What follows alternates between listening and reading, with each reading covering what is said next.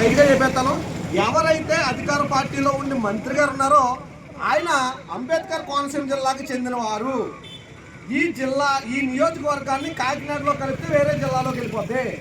కాబట్టి కేవలం కూటమి ప్రభుత్వానికి చెందిన మంత్రి గారు ఎవరైతే వాసంశెట్టి సుభాష్ గారు ఉన్నారో ఆయనే జిల్లాని కాకినాడ జిల్లాలో రామచంద్రపురం నియోజకవర్గంలో కలవనివ్వకుండా, రామచంద్రపురం నియోజకవర్గాన్ని కాకినాడ జిల్లాలో కలవనివ్వకుండా ఆపుతున్నారు.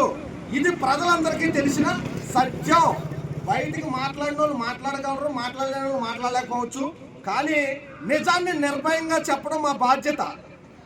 ఏదైతే ప్రజలు కోరుకుంటున్నారో దాన్ని ప్రజాప్రతినిధులు తీర్చాలా. మీకు చిన్న చిన్న ఇబ్బందులు వచ్చినా దాన్ని ఖచ్చితంగా ప్రజాభిప్రాయం మేరకే చెయ్యాలా. మీ స్వార్థ రాజకీయం కోసం, స్వలాభం కోసం ఈరోజు రామచంద్రపురం నియోజకవర్గాన్ని కాకినాడ జిల్లాలో కలవనివ్వకుండా ఆఫ్ చేసి అంబేద్కర్ కోనసీమ జిల్లాలోనే ఉంచుదాం అనుకుంటున్నారు. ఇప్పుడు మండలాలు లేవు, రెవెన్యూ డివిజన్ వెళ్ళిపోతే ఎంతోమంది కష్టం ఆర్డీఓ ఆఫీస్ రామచంద్రపురంకి రావటం. ఎంతమంది కష్టపడితే డిఎస్పీ ఆఫీస్ తేగలరు, ఆర్డీఓ ఆఫీస్ తేగలరు.